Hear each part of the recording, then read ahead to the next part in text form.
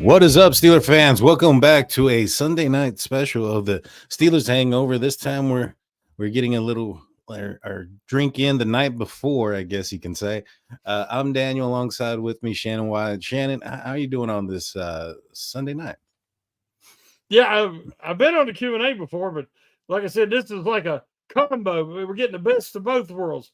You're getting a little bit of the hangover, getting a little of the Q&A, but all the community with us, and this is going to be great. Yes, sir. Yes, sir. And so far, so good for the Pittsburgh Steelers on this football week. I think this is what week 7. I think it is, and no, eight, Yes. eight. Well, Yeah, week somewhere eight. Yeah, around because the there. Steelers week eight's tomorrow night. Yes. Yes, sir. It's week 8, Pittsburgh Steelers. Everything looks like it's falling in line so far. The Baltimore Ravens drop, surprisingly, maybe an upset of the week, to the Cleveland Browns. What did you think about that game and the performances by both AFC North divisional rivals? Well, the funny thing is I've said for a while that Winston was the better option for Cleveland. Mm-hmm. And especially the way with the baggage and the guaranteed contract and the everything else has just affected who Watson is. And so actually it was kind of addition by subtraction. And I said they had hope, with that defense. If look at last year with Flacco. They were better with Flacco, made the playoffs with that defense and Joe Flacco slinging it all over the yard. Well, you've seen a lot of that with Winston today. So that really just was such a help to the Steelers. And hopefully they can take advantage of it tomorrow night. I agree. I agree. And when I was watching that game, you're right. When it comes to Winston and Deshaun Watson, it just appeared that Winston was able to and willing to throw the ball down the field. He wasn't as hesitant, maybe perhaps, as what Deshaun Watson was. The Browns getting the better quarterback in there at this moment, could that spell some trouble down the line, so to speak, when it comes to the Steelers facing them? Do you think they're still how much more of an obstacle will the Browns be for the Pittsburgh Steelers without Deshaun Watson and James Winston in there for the Browns? I'm more concerned because Winston, you don't know which guy you're getting. Mm-hmm. If you get the guy that played today, and he almost threw the game in an interception, but Hamilton couldn't hold on to it. And then, of course, he hit the big play for the touchdown. So he could give it and he could take it away.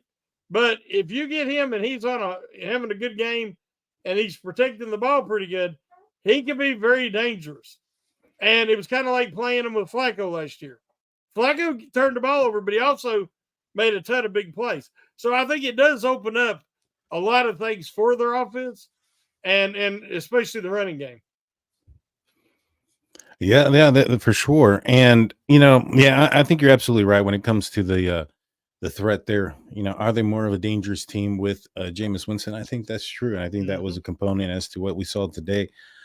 What about the Ravens? You think maybe they walked in there thinking that they were going to win the game, and maybe they just took a step back, took one of those what we call a Tomlin game, where you're going in there kind of high, thinking you got this, and don't work out. Do you think there was any part of that component into this game? I don't know if you've been paying attention, but if you listen to any of the talk shows, the AFC's, the Chiefs and the Ravens, and even the all the mainstream sports media saying the Ravens are the class of the AFC. There is nobody that Mahomes has got more interceptions and touchdowns, and Kelsey's, he's PW'd, and they're not the same team. And the Ravens are the greatest thing since sliced bread. It's hard for any team to keep a level head, especially when you're going into Cleveland and playing a 1-6 football team. I think that there had to be a little bit of overconfidence. People want to believe their own press clippings. And I just think that, say what you will about the Ravens, I think I'm not as high on Jackson and Henry as everybody else is, but I think their defense is highly overrated. I mean, they give up 30 or almost 30 every week if they play anybody with a half decent offense. So I think they're a little overrated, and they might have started to believe it a little bit. I agree. You know, when it comes to the Ravens defense, I think that has been a little bit overhyped. You know, but I do a pick'em game stuff. You know, every week, and I'll be honest, I chose the Ravens in this game. I thought they were going to end up taking the dub, regardless of who was at quarterback. But um, I think the Ravens kind of showed their true colors in this one for the first time. As far as their defense goes. Offensively, I think Lamar's Jackson is limited when it comes to the passing game. I think that's been his issue going back. Doesn't matter how well or how good they're doing in the running game. The Steelers have had his number when it comes to the passing Mhm. game. I think so have a lot of the other teams in the division outside of maybe the Bengals. I think the Bengals may have struggled with them, but the Browns have also played very well against the Baltimore Ravens in years past. So um, yeah, I think they had a little coming down to earth, the Baltimore Mhm. Ravens, and they allowed it for the Pittsburgh Steelers. If they win tonight, tomorrow night, they end up going one game all alone in the first place in the AFC North. And man, that would be a huge deal right now, especially going into the bye week, and then seeing what'll happen, in the second half of the season. Now, transitioning over to the Bengals, they were playing a tight game against the Philadelphia Eagles, and then just there in the second half, the Eagles just kind of ran away with it. Um, you think that maybe perhaps the Bengals is their season done yet? I wouldn't say yet. They didn't have T. Higgins. Hmm. And when they have the full complement, the terrific trio of Burrows and Chase and Higgins to go along with the other talent, their offense is really hard to stop. And the defense just hasn't been playing up to snuff, but they're starting to do a little better. That was a big loss, though. It's putting them in the hole.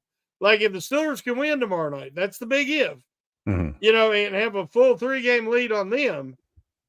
Because they're one of the teams that's going to be in that wild card more so than the division, I think. Hmm. But that was a big, uh, as you say, everything worked out well for the Steelers. Uh, but I think that had they had Higgins, I think they might have pulled that game out. But that allowed the Eagles in the second half to kind of adjust, focus more on Chase. And you can't do that if you got Higgins out there too. Yeah, no, I agree. For me, I thought it was a great, thing for the Steelers, as we mentioned. This would allow, you know, all the pieces fell in order, and so if the Steelers can take care of business, it's a comfortable lead, kind of like what they had similar after the first couple of games, 3 games in the season. Mm-hmm. Steelers had a comfortable lead in the AFC North. They dropped a couple of games. Now they can kind of get back that little bit of a lead, so to speak, and then go into the bye. It couldn't been done at a better time. But going on for the rest of the NFL, Commanders, Bears. Did you watch Oh that man, game? yeah, I was hollering. I was hollering just, and everybody's like, "What's going on?" I'm like, "You won't believe it." I mean, one, he threw it about 65 yards in the air, Yeah. and when the ball was coming down, I seen the receiver for the Commanders in the back behind everybody, and Mhm. I'm like, "Is there a chance that ball's going to clear?" And when that one Bears got tempted, it went right over, and he was just standing there. I was like, "Oh my gosh, that worked out perfect." I Yeah, mean, no, I that didn't care so much, but that's right. why you watch sports because those are magical moments. It wasn't so magical for me because if we go back to that pick'em thing, I chose I chose the Bears to win that one. That was my upset game, you Okay. and I thought I had it. Dude, I thought I had it so bad. I flipped the channel right before that play happened. And Oh I no! go I Oh go no! to I go to Sunday Night in America just because that's about to start. They're going to talk about the highlights, and all of a sudden they Yeah. go breaking out of Washington. And I was like, oh no. Then they show the play, and I'm like, are you serious? I was like this close because this pick'em things with my buddies, and they all gave me a bunch of heck about me choosing the Bears this week. And I was like, Jane Daniels is kind of hurt. The Bears offense has kind of been moving the ball a little bit. We'll see how Hmm. it goes. And I was just about to start gloating, and I'm glad that I'm glad they showed that play at that moment. But what a finish, man! What a finish! Um, the Well, Steelers going to I hate that I was just I didn't know that, or I right. wouldn't have been bragging about it. But I mean, I didn't have a dog in the fight because so I just wanted to see a good ending. I Yeah. was hoping at least they could get a chance for a long field goal, and then we cut down to 2 seconds. I'm like, well, this is it. So Yeah. he threw it up and that happened. And I'm like, wow, that was incredible. Yeah, no, that definitely was. I was not expecting it. It happened, and I was like, "Well, that's a great play." That young man there, Jaden Daniels, is having himself a year. He's a He's baller. Yeah. he's actually in that team there, and the Commanders is going to be the team that the Pittsburgh Steelers see next after the Mm-hmm. Giants tomorrow, and after the bye week. So, um, I'm excited to see what our defense is going to be able to do with the challenge that the Commanders have there offensively. I mean, they have quite a bit of weapons there. It's not just a quarterback. They have some Mm-hmm. receivers, a tight end. The running backs are pretty good as well. So it's a well balanced offense, in my opinion, which is why they have so much success. We have Sean Manahan with a $5 super chat saying Bungles and Ravens sucked. In ya losers. And so uh I'm not sure if there was a period or some pronunciation there or some punctuation there that should have been there, but I agree. Bungles and the Ravens did stink, and they allowed the Pittsburgh Steelers to go in and do some business. Chiefs and Raiders, 27-20. The Raiders almost got, I don't know if you saw the end there. They scored a Mm-mm. touchdown. Then they go for the onside kick. It falls out of the Chief defender's hand and onto the ground. And the Raiders had an opportunity to get it, but the Chiefs end up getting the ball and closing it out there. 27-20. Wasn't that dominant, but what I say when it comes to divisional games, those games typically are pretty tight. What were Mm-hmm. your thoughts on the outcome of 27-20 for the Raiders and Chiefs? Yeah, I don't have red zone or Sunday ticket, so I'm kind of forced to watch the games that are regional, and then I'll try to catch the highlights, of course, and the scores. But I say that game was close, but as you say, it's a divisional game, and divisional teams are built to beat the teams in their division, and then they, hope they match up better with the rest of the league. But so those teams always play tough games, uh, and regardless of records. And so I wasn't all that shocked, but Hmm. I didn't get to see the play that you're mentioning. But two things always happens in a Chiefs game. Either they get a real favorable call. I mean, it really stands out, right? Hmm. Or the other team makes a complete blunder of an opportunity near the end of the game. It always happens every week. And I think part of the reason is one, they're really good. Hmm. And they are kind of the face of the franchise of the NFL. They have the face of the NFL in Patrick Mahomes now. Hmm. And they're very well coached on all facets of the game. So I think that teams that are really well coached and don't beat themselves seem to get a tendency to have those kind of things happen. Yeah, sort of. This just reminds me so much of like when Tom Brady used to get all these favorable calls and things of that nature. It felt like Yeah. Yeah. the NFL wanted to go a certain way and have a certain person to be the spokesperson and that person be the spokesperson for a while. That way, or the face of the NFL for a while. That way, it builds maybe more stock, more fandoms, more people that are upset about the situation. And so I don't Well, know. the, We'll see. the NFL is protecting its brand. Now That's we true. know that. But you're a young man, thankful, Hmm. and I'm an old man. I'm thankful to be here. So I'm old enough to remember when the Steelers were accused of getting all the calls. I remember when go back and look up Renfro and the Oilers Hmm. in a playoff game when the Steelers won, or look up pass interference with Swan and the defensive back got their feet tangled up, or look up. I mean, they used to say the Steelers get all the calls, and but you're talking about a team that was filled with Hall of Famers on both sides of the football, That's true. and so I do believe that a lot of times, people are so desperate to see these teams lose that any call that's a borderline call, it looks like they're getting favoritism. Hmm. Because I've watched today in the games I watched, again, some terrible calls.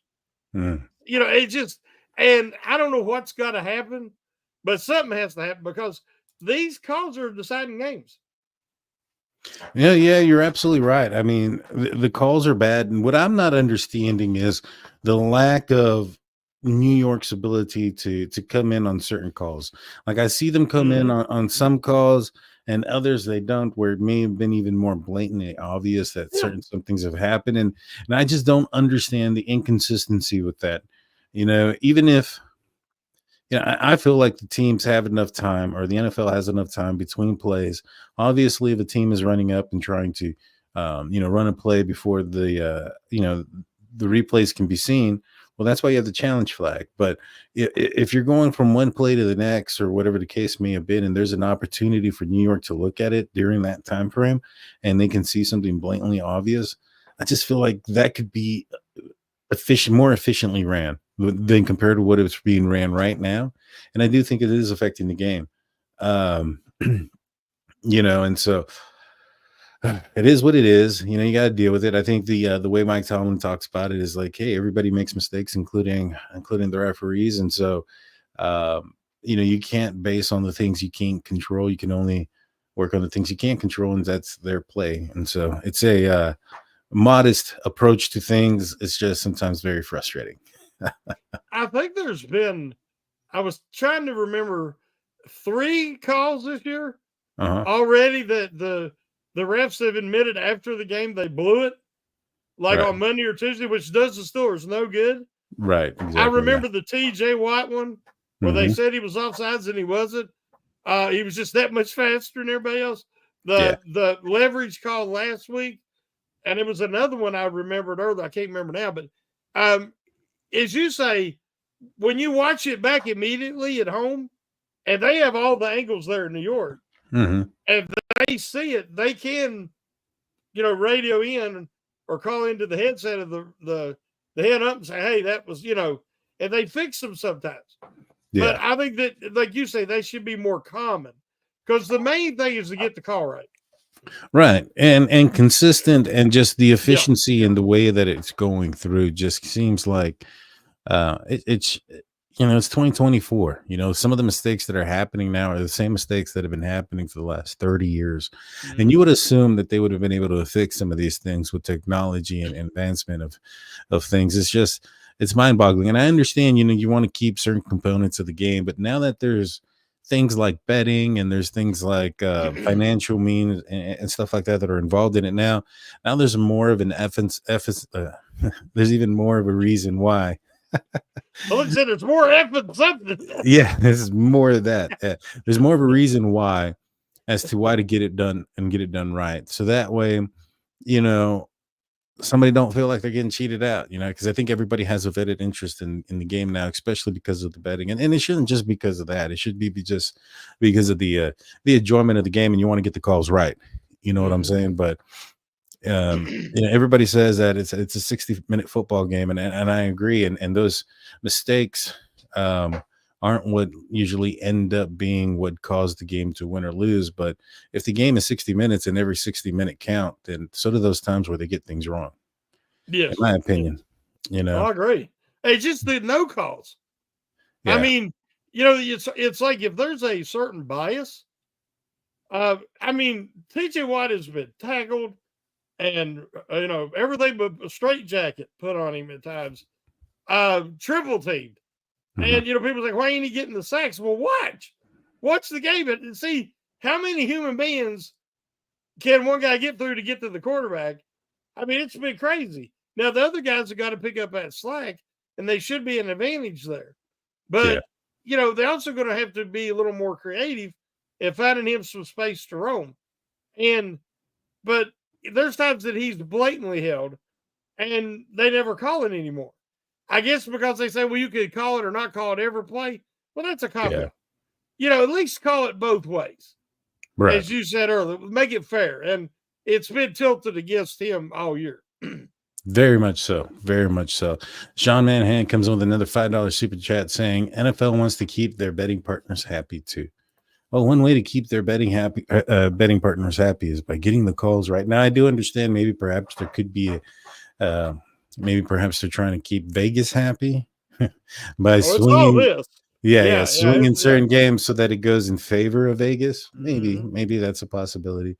But I think that if they keep it honest, uh, well, if they keep it honest, then I think there it could still have its, you still be very valuable for both sides. But just kind of running out the rest of the games that came out today earlier, the Broncos beat the Panthers 28-14. The Bills beat the Seahawks 31-10. Titans lose massively to the Lions 52-14. Texans edge out against the Colts 23-20. Any surprises for you there in any of these results? Oh, I forgot one. Saints Chargers. Chargers won 26-8, and the Buccaneers lost to the Falcons 31-26. Anything stand out to you? Any surprises for the rest of the games? Now the biggest surprises was, like you said, the Ravens. That was a big one, and Hmm. everything else. Um, you're seeing some teams right now that you're far enough into the season that are separating Hmm. from the pack, and then you have a lot cluttered in the middle there, and then so you have your Detroit Lions, let's say, and you have your Carolina Panthers. I Yeah. mean, Carolina is probably going to get an opportunity to pick a quarterback at first again and try to do better the next time. But I mean, it's just it's we're seeing the good teams separate, and Yeah. hopefully the Steelers can do that tomorrow night and show they belong in that upper crust. Yes, sir. And we're going to get into the Pittsburgh Steelers in tomorrow night's game. When we get back after the break, also get your questions loaded up. We'll do a little bit of a Q&A as well. But we're going to take a quick break. We'll be right back after a few words from our sponsors. And welcome back to the Hangover Special Sunday Edition Q&A because the Pittsburgh Steelers play tomorrow night, so we can't obviously be going on at the same time. And so before we get back in the conversation, I want to remind you guys of steelcurtainnetwork.com, our website. It's your one-stop shop for Pittsburgh Steelers news and coverage. Get up to the minute information and news, breaking news. If you hear it first, it'll be on there first. So go check it out. And while you're there, you can check out our audio-only podcast, which mine aired out yesterday. You might want to go check it out. It's called State of the Steelers, anywhere you get your podcasts. All righty. So the Pittsburgh Steelers take on the New York Football Giants tomorrow night in Acrisure Stadium.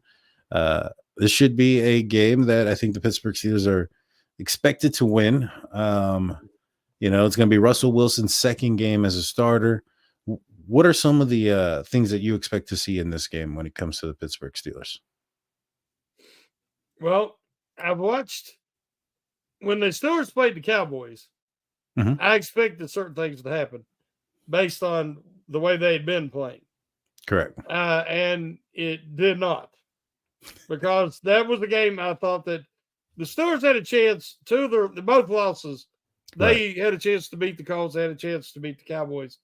And I think they kind of just, played as good as they had to stay in the game, but they lacked a little focus and preparation. I don't expect that now, because with Russell Wilson and it being his second start, and everybody's really focusing on him and him being the veteran and that leadership quality, I think that there's going to be a better focus this week. So I expect a better performance. Um, Watching the Giants, like, I can't remember how many times Jones got sacked against the Cowboys, but it was a Mhm. lot. Their Yeah. offensive line is not good, and they've got their right tackle saying he wants to be matched up with TJ one on one, and I hope he gets his wish. TJ's begging for it. I Mhm. guarantee he's saying his prayers tonight, saying, "Please let me get matched up one on one with this kid, and I'm going to teach him a lesson." Because I think the Steelers pass rush should be able to harass Daniel Jones. They should be able to force some turnovers with their secondary going up against the Giants. If as long as they don't let neighbors go wild on them, Mm. which I think you got Porter and you got Jackson, you got guys that can match up, and you could roll a little extra attention his way. The Steelers should be able to control that part.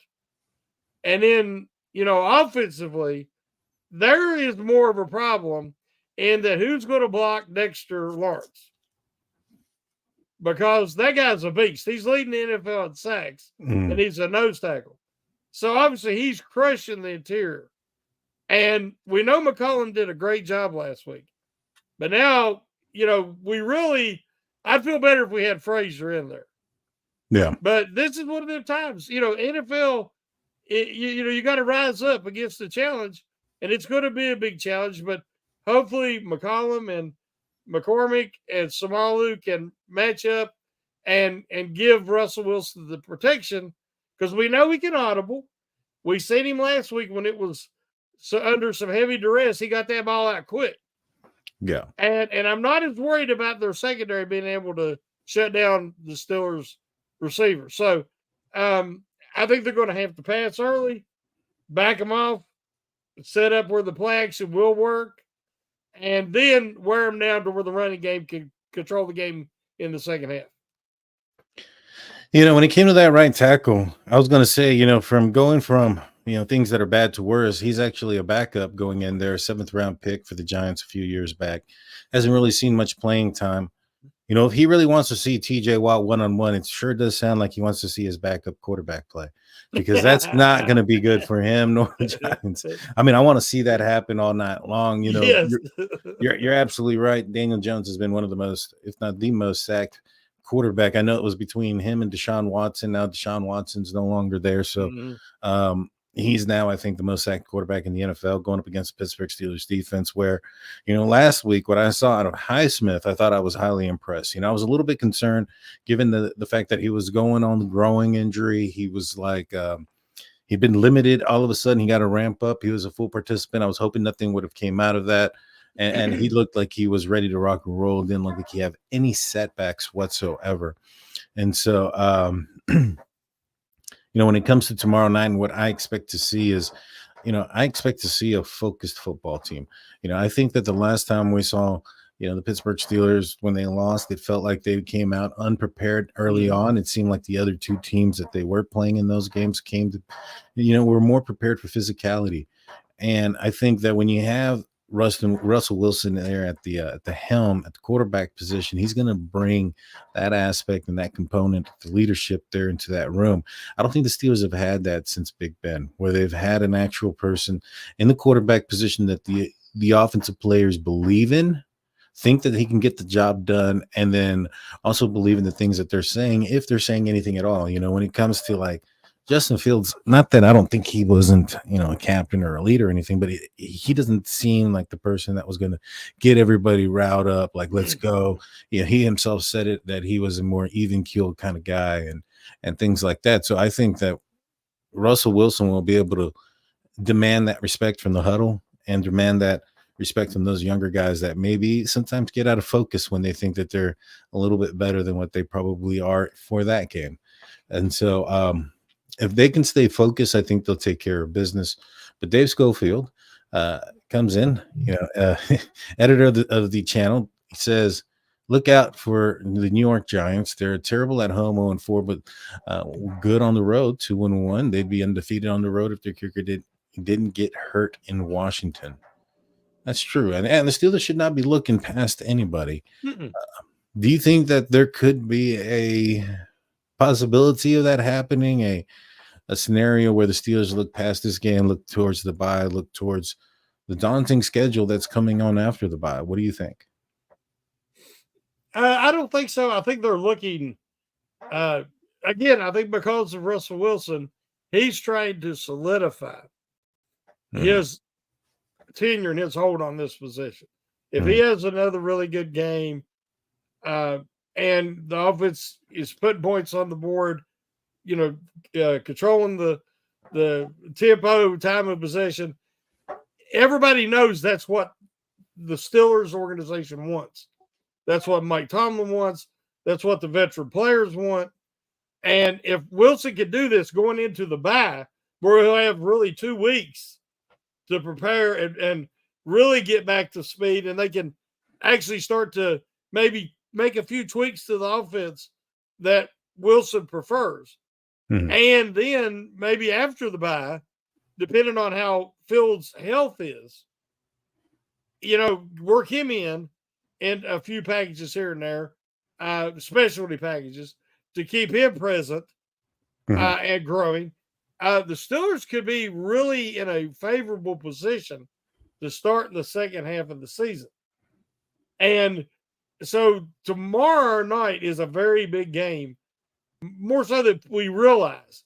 So I don't think that there's going to be a tendency to come out flat because we know that your top veterans uh, usually help teams not come out flat.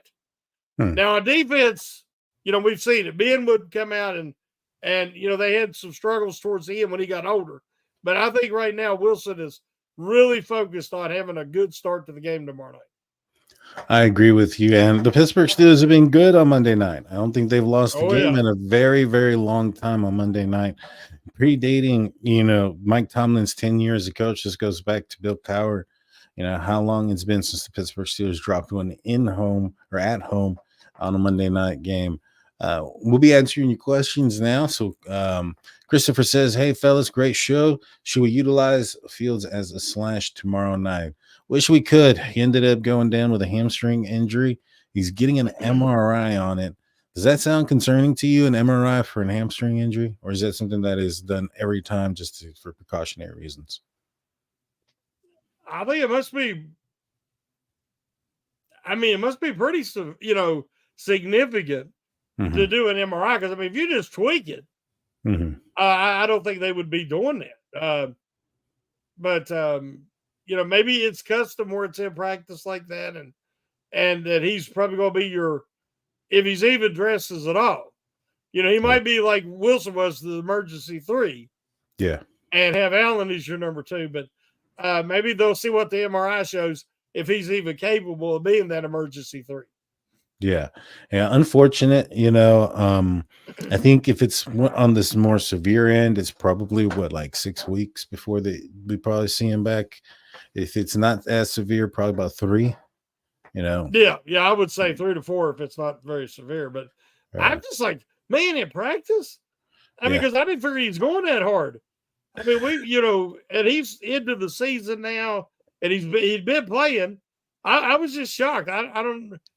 Nobody really said how it happened or when it happened. So If it was today or yesterday, I think those were walkthroughs. So I'm not sure. I mean, I'm confused. So best of luck to Justin. Hopefully he recovers. I do, and I thought we were going to see a little bit of him, in tomorrow's game. For some, some special packages for him, maybe Mhm. running, but doesn't look like it. Don't look like it. I thought That's it would be the perfect week to do it, and then this happened. So Yeah. No, yeah, I agree with you.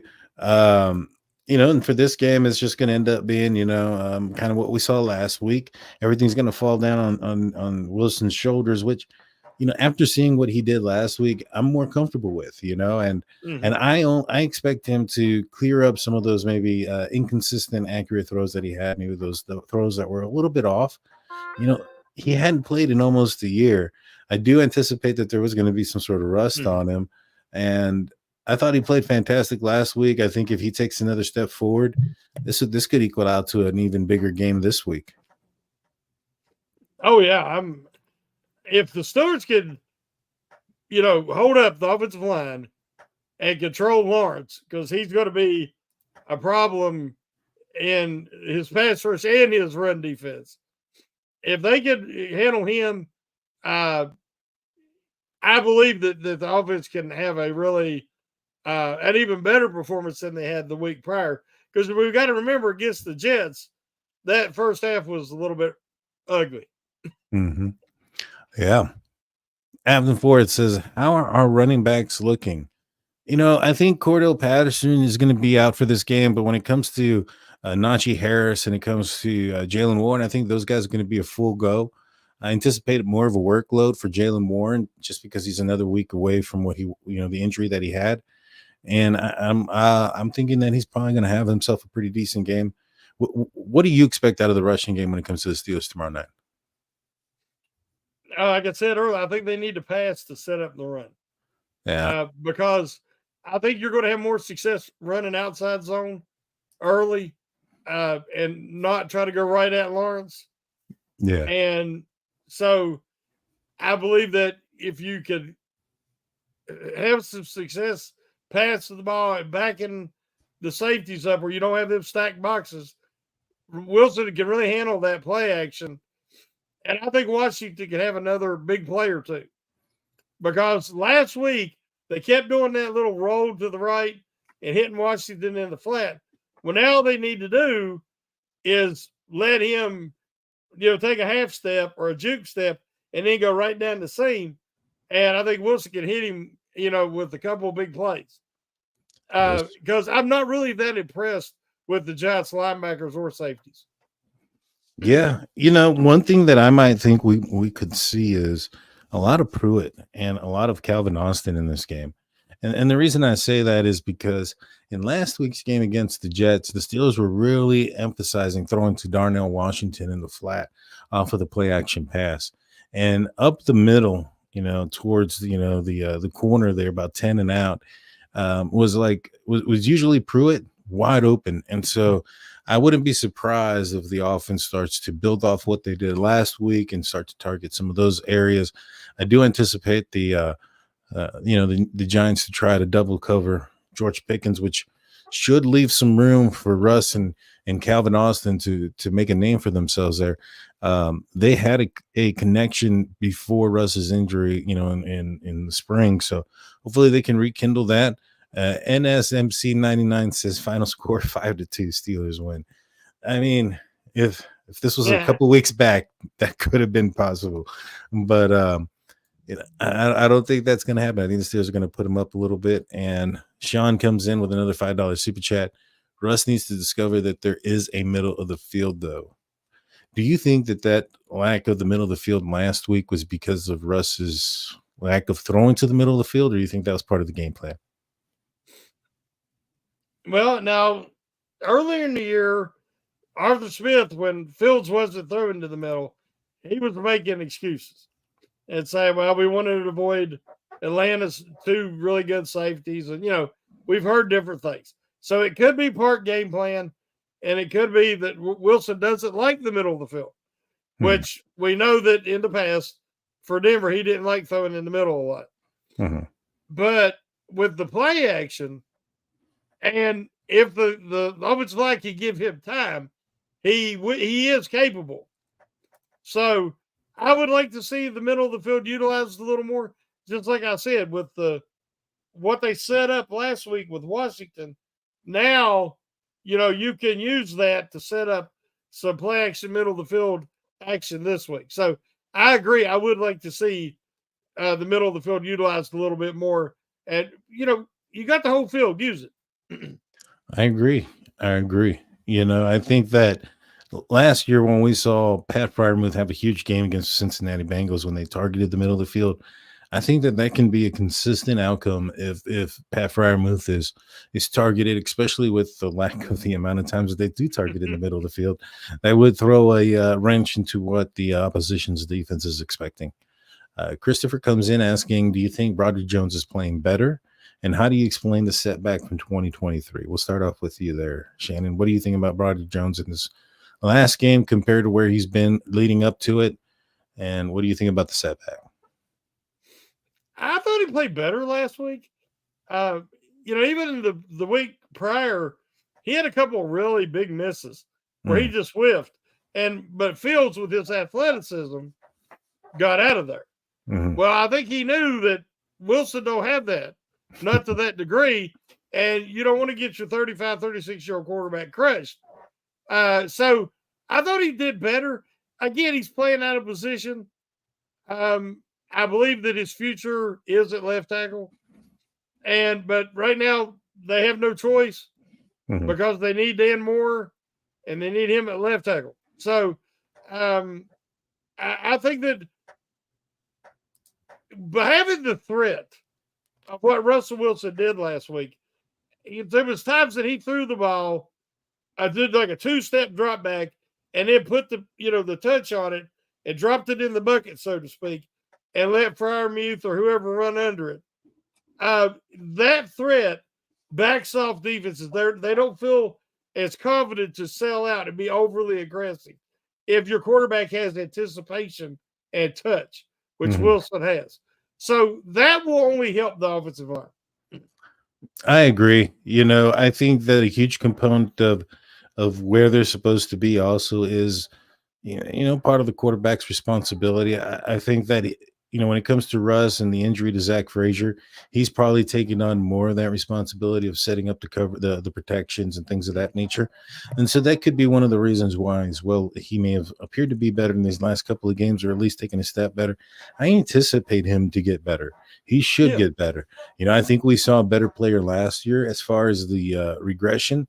I think he's been dealing with quite a few injuries throughout this entire season. Going back to the preseason, he had his arm in a complete, like in a brace that all the way from Mm. his fingers. I think something was wrong with his fingers to his shoulder.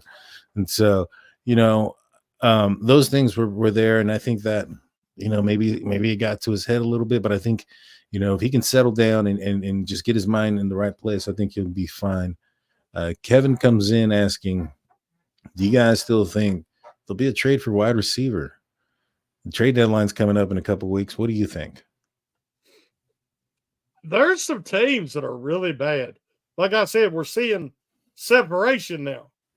And some of these teams that are really bad might want to start thinking about rebuilding for the future. Mhm. And there's some guys that they might say, I can get some pretty good compensation right now for these guys going into the third year, fourth year of their contract. I mean, Seattle's falling out of it. Now, the Rams won, so my dream of Cooper Cup probably isn't happening. But the Seattle's falling out of it, and they got Lockett. They have Metcalf, uh, Jigba, and all these guys know Wilson.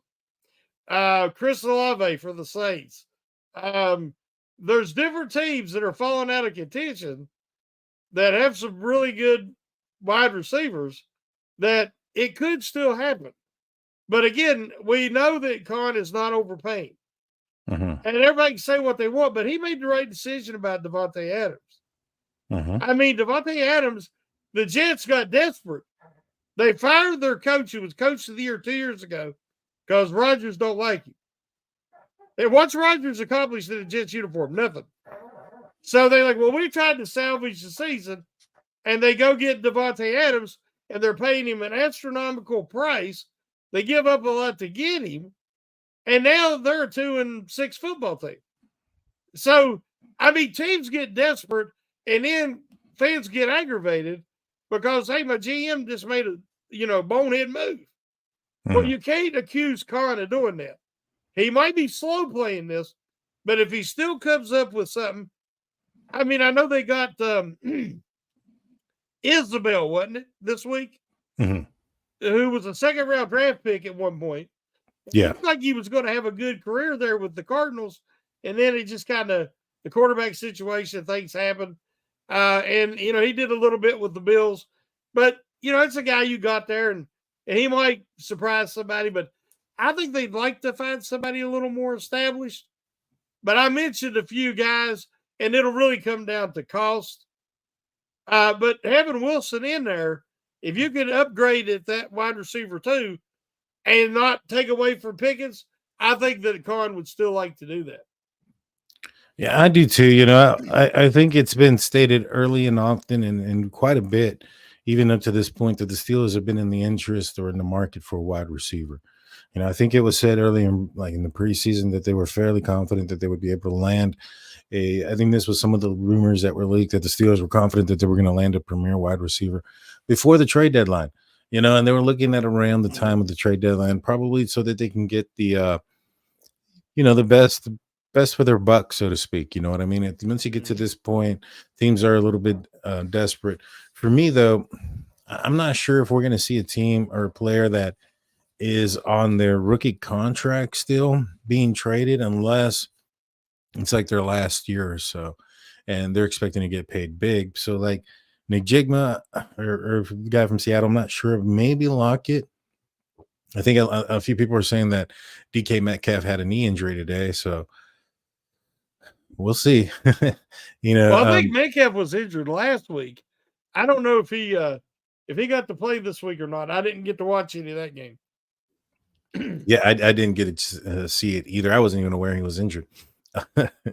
But, But Lockett would be, I mean, that's what I'm saying. If you get a guy towards the end of his contract who's a veteran that knows how to get open, be that security blanket on third down for Russell Wilson, and Lockett could do that. Before the season, everybody wanted Tyler Boyd. Well, yeah. Tennessee, they suck. I mean, Tennessee ain't going anywhere. So they might want to move a receiver. They Hmm. already moved to Hopkins, which Yeah, I really wasn't interested in. neither was But I. what I'm saying is they could be a slight upgrade or a quality player that they might bring in the next week or two. Mhm. Yeah, yeah, we'll see. I mean, I think that the next week's games are going to be huge for that, and I think that's Mm-hmm. going to make a big determination if the Pittsburgh Steelers end up getting somebody else. Um, I know a lot of people are asking about Deontay Johnson. I'm not even sure the Steelers can go out there and trade for him, given that they already traded him away once this year. I know some people are bringing that up that it's against the NFL trade rules. I'm not familiar with that rule or not. But if I got I got go a ahead. rule. I don't want him. I just don't want him. I mean, Yeah, they could, I guess if they release him, if he has another one of his attitude problems and they release him, maybe the Steelers think they can salvage something. But in my opinion, I don't want him. yeah. Uh, there's other guys on Carolina I'd rather have than him. Yeah, you're absolutely right. You're absolutely right. Deontay Johnson ends up being available for the Pittsburgh Steelers. They got rid of him for a reason. They got rid of Yep. him real quick. He wasn't a guy that stayed on the team very long after the season ended. He was traded out real fast, and I'm glad of what they got with Dante Jackson. I'm not saying that wasn't Yes. a good trade. It was a great trade. Mhm. But what I think is you probably could have gotten more value from him, if he would have held on to him a little bit longer, waited a little bit longer. He could have been a guy, which, again, Umar Khan, it didn't work out. Brandon Ayuk ended up going down with a season ending injury. But he was probably a guy that the Steelers could have traded away to the San Francisco 49ers for a guy like Brandon Ayuk. But, they traded him away. They got him out there as fast as they possibly could. And I think it's for a reason. I'm not surprised by it. Let's see. But yeah. But with that being said, do you have before we let everybody go, what is your score prediction? What did you say earlier this week? I think it was on the was it the homies? Yes. Pump your brakes. One of those two. Pump your brakes. We always make our prediction. Uh-huh. And so I was going to say 27-13 Steelers. Uh-huh. But my brother Tate went first, and he got 27-13. Now I was flip flopping between 27-13 and 30-13. So I went with 30-13 because I think that it'll be first half will be competitive, and the Steelers will have a small lead going in, and then I think they'll start to get the turnovers and start to gain control in the second half, and they'll pull away and win 30-13. You see, I I came up with my score before I heard any of that. And the one that I gave out on State of the Steelers was 27-9. I think the Pittsburgh Yep, Steelers yep, take yep. care of business, but I even thought of going with 30 at one point as well. The Mhm. one thing that stopped me was if the Steelers are up by, 27-9, I feel that that's a comfortable lead. They probably aren't going to try to run it up. I don't think they tried to run it up last week. It just so happened that Notch got loose and They made it didn't into tackle the him. end zone. Yeah, yeah. And so, but that's typically not how the Pittsburgh Steelers run things Mhm. for the most part. And so I think they were just trying to get that first down and that fourth down and then kneel it out. And so I was saying that 27-9, but I think they can put it up. I think they can put some points on the board if they. Really open it up. I'm excited. I'm excited about this team. I'm excited about this offense. Yeah, this is such a big game. I mean, it's every game is a big game. When you got the all them divisional games in the second half of the season. And remember, folks, we're going to have hard knocks. Oh So we're yes, going to see a behind the scenes look at the Steelers that we're not used to seeing. So I'm excited about that too. I just hope it isn't a distraction. But they're going to really follow the Russell Wilson Sierra story. They're going to follow Justin Fields, TJ. So I think that these guys are kind of more accustomed to, maybe the limelight, and it probably won't be that big a deal. But yeah, I just think this is very important to go into the bye with the momentum of Tomlin taking the risk and starting Wilson and having it pay off. And if they win and he plays good this week, everybody will feel better about it, and it won't be a big deal in the second half. Yes, sir. Yes, sir. I think so as well.